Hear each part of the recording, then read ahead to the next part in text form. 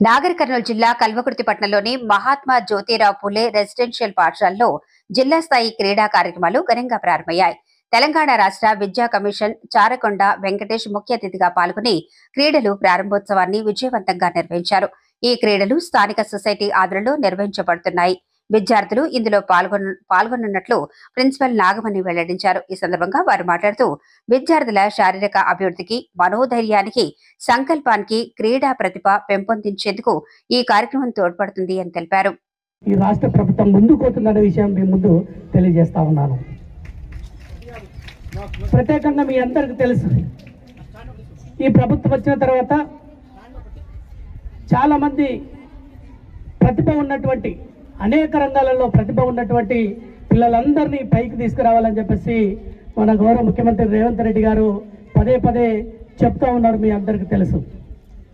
ముఖ్యంగా క్రీడాకారులు, మన గౌరవ ముఖ్యమంత్రి రేవంత్ రెడ్డి గారు కూడా క్రీడాభిమాని, ఆయన కూడా క్రీడాకారుడే, ఫుట్బాల్ క్రీడాకారులు.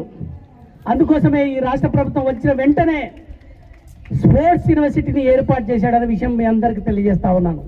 స్పోర్ట్స్ యూనివర్సిటీ, స్పోర్ట్స్ అండ్ గేమ్స్కి గతంలో ఎన్నడూ లేని విధంగా ఈరోజు స్పోర్ట్స్ అండ్ గేమ్స్కి మంచి ప్రాధాన్యతనిచ్చి అందరినీ ప్రోత్సహించాలనే లక్ష్యంతో ఈరోజు ముందుకెళ్తున్నారు. కాబట్టి మీరు అందరూ అభినందనలు తెలియజేయాల్సిందిగా, అదేవిధంగా హర్షం వ్యక్తం చేయాల్సిందిగా ఈరోజు మీరు అందరినీ కోరుతా ఉన్నా. ముఖ్యంగా ఈ కల్వకుర్తి గురుకుల పాఠశాల ప్రధాన ఉపాధ్యాయురాలు నాగమణి గారు, అదేవిధంగా ఇక్కడ ఉన్నటువంటి పీటీలు, పీఈడీలు అందరూ క్రీడాభిమానులు, మీ పాఠశాల నుంచి వచ్చినటువంటి పీఈటీలు కావచ్చు, అదేవిధంగా ప్రిన్సిపల్స్ కావచ్చు, మీ పాఠశాల ఉపాధ్యాయులు కావచ్చు, మీ అందరినీ ప్రత్యేకంగా ఇక్కడ అభినందిస్తూ ఉన్నాం. ఇట్లాంటి గేమ్స్ అండ్ స్పోర్ట్స్ పెట్టడం అనేది పిల్లల్లో మంచి ఉత్సాహాన్ని నింపి ప్రోత్సహించి భవిష్యత్తులో దేశ అంతర్జాతీయ స్థాయిలో కూడా మీరు అందరూ మంచి ప్రతిభ చాటించి ఈ దేశానికి, రాష్ట్రానికి పేరు తేవాల్సిందిగా మీ అందరినీ మరొకసారి అభినందిస్తూ ఉన్నాను. ముఖ్యంగా ఈ మధ్యనే మీ అందరికి తెలుసు,